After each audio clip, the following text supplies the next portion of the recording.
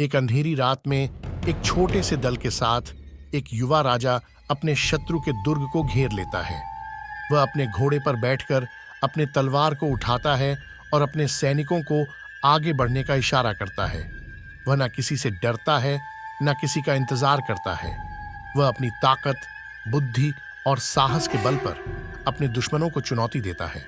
वह है छत्रपति शिवाजी महाराज, मराठा साम्राज्य के जनक। दोस्तों, आज हम आपको एक ऐसे युग की कहानी सुनाने जा रहे हैं जब भारत की भूमि पर एक विशाल साम्राज्य का राज्य था। वह था मुगल साम्राज्य, जिसने 17वीं शताब्दी में भारत के अधिकांश हिस्सों को अपने अधीन कर लिया था। मुगल बादशाहों ने अपनी शक्ति, धन और संस्कृति को दिखाकर अन्य राज्यों को दबाया और अपने नियम को मजबूत किया। लेकिन इसी दौरान एक और शक्ति का उदय हुआ जिसने मुगलों को टक्कर दी और उनके विरोध में एक नया इतिहास रचा। वह थी मराठा शक्ति, जिसके नेतृत्व में एक वीर और बुद्धिमान राजा उभरा, जिसने अपने लोगों को स्वतंत्रता और सम्मान का अधिकार दिलाया। वह था शिवाजी, जिसने अपने बचपन से ही अपने मातृभूमि के लिए लड़ने का संकल्प लिया था। शिवाजी ने अपनी युक्तियों, साहसिक कार्यों और राजनीतिक कौशलों से मुगलों और दक्खन के सुल्तानातों को चुनौती दी और अपना एक विशाल साम्राज्य स्थापित किया। आइए हम आपको ले चलते हैं उस युग में जहां एक राजा ने अपने बलिदान, संघर्ष और विजय से भारत के इतिहास में एक अमिट छाप छोड़ी। यह है मराठा साम्राज्य, शिवाजी का उदय और मुगलों की चुनौती। शिवाजी का जन्म 1630 में शिवनेरी दुर्ग में हुआ था। उनके पिता शाहजी भोसले एक सेनापति थे जो दक्खन के विभिन्न सुल्तानातों के लिए लड़ते थे। शिवाजी ने अपनी मां जीजाबाई से हिंदू धर्म, संस्कृति और इतिहास की शिक्षा प्राप्त की। वे अपने बचपन से ही अपने आसपास के किलों को देखने और उनके बारे में जानने के शौकीन थे। शिवाजी का पहला विजय 1646 में तोरना किले के अधिग्रहण से हुआ, जो बीजापुर के सुल्तान का था। शिवाजी ने अपने छोटे से दल के साथ रात में किले पर आक्रमण किया और उसे अपने कब्जे में ले लिया। इसके बाद शिवाजी ने अपने राज्य का विस्तार करने के लिए गुप्तचर युद्ध और सामरिक गठबंधन का उपयोग किया। वे अपने दुश्मनों को अचानक हमले करके उनके किले, गांव और धन को लूट लेते थे। शिवाजी ने अपने आप को एक निर्भय और निर्णायक योद्धा साबित किया। शिवाजी की सेना का मुख्य तत्व उनकी हल्की सवारी थी, जो तेज और लचीली थी। वे अपने दुश्मनों को घेरने, पीछा करने और भगाने में माहिर थे। शिवाजी ने अपने दुर्गों को अपनी रक्षा का मजबूत केंद्र बनाया। उन्होंने अपने दुर्गों में भंडार, शस्त्र और सैनिकों को रखा। वे अपने दुर्गों को अच्छी तरह से बनाते, मरम्मत करते और सुरक्षित रखते थे। शिवाजी ने अपने दुश्मनों को धोखा देने के लिए बहुत से चतुर और रोचक तरीके अपनाए। उन्होंने अपने दुश्मनों को जासूसी, छल और भेदभाव का शिकार बनाया। शिवाजी का राजनीतिक दृष्टिकोण उनके साम्राज्य के निर्माण में महत्वपूर्ण भूमिका निभाया। वे अपने दुश्मनों के बीच बांट और राज करने की कला जानते थे। वे अपने विरोधियों के साथ समझौते करने, उन्हें शांत करने और उन्हें अपने पक्ष में मोड़ने में कुशल थे।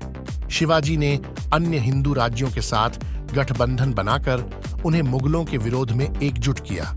वे अपने राज्य को स्वराज्य के रूप में प्रस्तुत करते थे, जिसमें उनके लोगों को आत्मसम्मान, न्याय और स्वतंत्रता मिलती थी। शिवाजी ने अपने साम्राज्य के प्रशासन को सुगम, सुदृढ़ और सुशासित बनाने के लिए कई सुधार किए। उन्होंने अपने राज्य को विभिन्न प्रांतों में बांटा, जिनके नेतृत्व में उनके वफादार और योग्य अधिकारी थे। उन्होंने अपनी सेना को व्यवस्थित और अनुशासित बनाया। उन्होंने अपने करों को नियमित और उचित बनाया।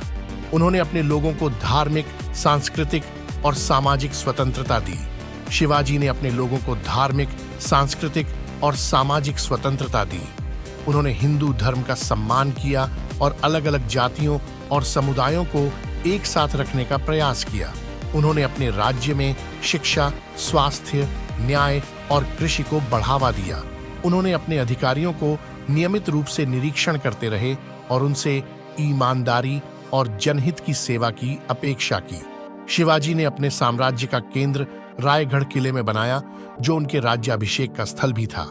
रायगढ़ किला एक प्राकृतिक रूप से सुरक्षित और विशाल दुर्ग था, जिसे शिवाजी ने अपने वास्तुकार और अभियंताओं के साथ बढ़ाया और मजबूत बनाया।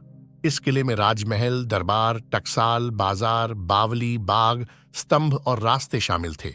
इस किले को शिवाजी के साम्राज्य का गौरव और गौरव का प्रतीक माना जाता है। इस प्रकार शिवाजी ने अपने प्रशासन और राजनीति के माध्यम से एक नया इतिहास रचा, जिसमें उनके लोगों को आत्मनिर्भरता, गरिमा और गौरव मिला। उनके साम्राज्य को स्वराज्य के नाम से जाना जाता है, जिसका अर्थ है अपने आप का राज्य।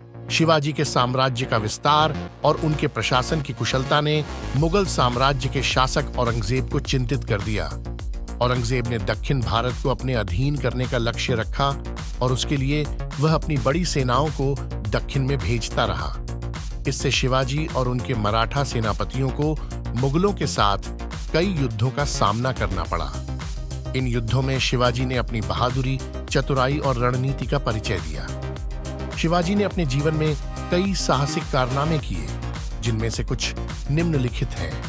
आगरा से भागना। शिवाजी ने 1666 में औरंगजेब के दरबार में जाने का निमंत्रण स्वीकार किया, लेकिन वहां पहुंचकर उन्हें अपमानित और कैद कर दिया गया। शिवाजी ने बीमारी का बहाना करके औरंगजेब को धोखा देकर अपने पुत्र संभाजी के साथ मिठाई के डिब्बों में छिपकर आगरा से भाग निकले। सूरत पर छापा। शिवाजी ने 1664 में मुगलों के सबसे धनी शहर सूरत पर एक आक्रमण किया, जिसमें उन्होंने शहर को लूटा और अनेक धन संपत्ति हासिल की। इससे उन्होंने अपनी आर्थिक स्थिति में सुधार किया और औरंगजेब को चुनौती दी। किलों का बचाव। शिवाजी ने अपने साम्राज्य के लिए कई किले बनाए और जीते, जिनमें से कुछ बहुत महत्वपूर्ण थे। उन्होंने अपने किलों को अच्छी तरह से रखा और उनके बचाव में अपनी सेना को प्रशिक्षित किया। उन्होंने मुगलों के विरुद्ध कई लड़ाइयों में अपने किलों को सफलतापूर्वक बचाया, जैसे कि पुरंदर का युद्ध, सिंहगढ़ का युद्ध और रायगढ़ का युद्ध। शिवाजी और मुगलों के बीच के युद्धों में दोनों पक्षों की अपनी अपनी ताकतें और कमजोरियां थीं। मुगलों की ताकत थी उनकी बड़ी सेना, उनका विस्तृत साम्राज्य, उनका आर्थिक बल और उनका अधिकारी वर्ग। मुगलों की कमजोरी थी उनका अत्याचारी और धर्मांध शासन, उनका आंतरिक विघटन, उनका अनुभवहीन और अयोग्य वंशज और उनका अभिमान और घमंड। शिवाजी की ताकत थी उनका नेतृत्व, उनका रणनीतिक बुद्धि, उनका गुप्तचर विभाग, उनका ग्वेरिला युद्ध का तरीका, उनका नौसेना, उनका प्रशासनिक व्यवस्था और उनका जन समर्थन। शिवाजी की कमजोरी थी उनकी छोटी सेना, उनका सीमित साम्राज्य, उनका आर्थिक असमर्थता और उनके साथियों का कभी-कभी विश्वासघात करना।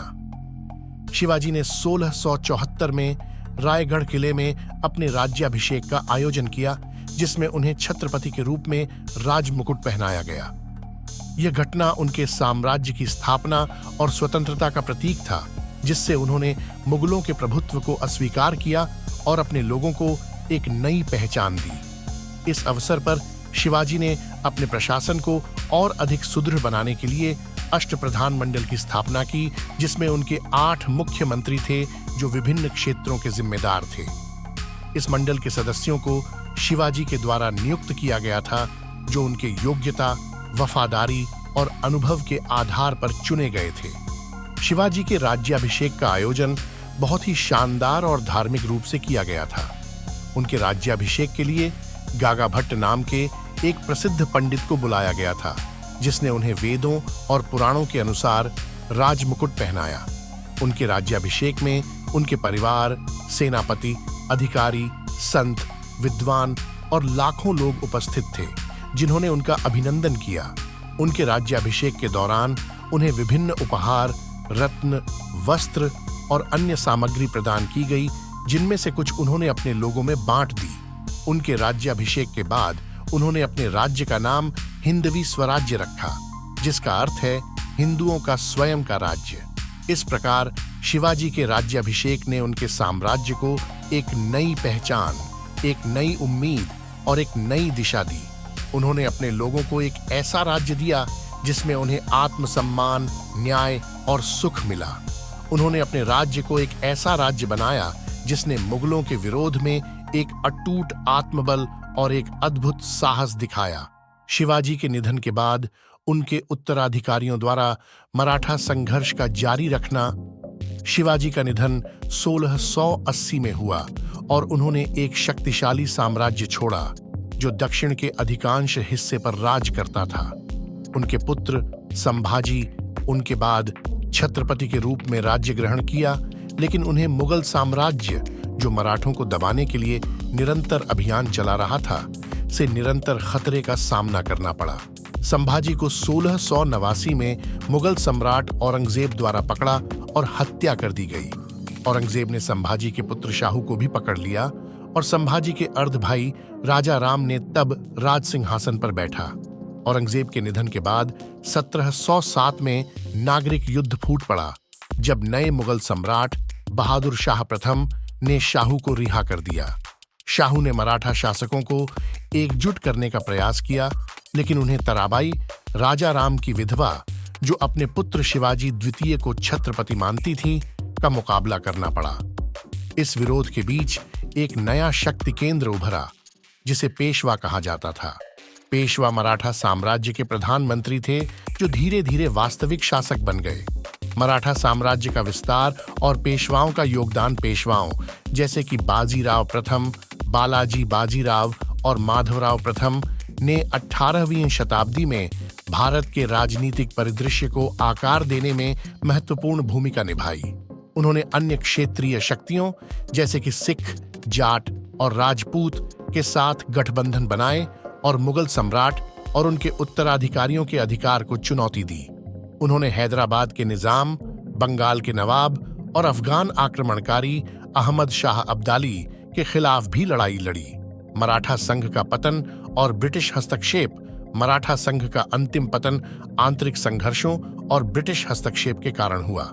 1818 में थर्ड एंग्लो मराठा युद्ध के बाद मराठा साम्राज्य का अंत हो गया और ब्रिटिश शासन भारत पर अधिकार जमा लिया।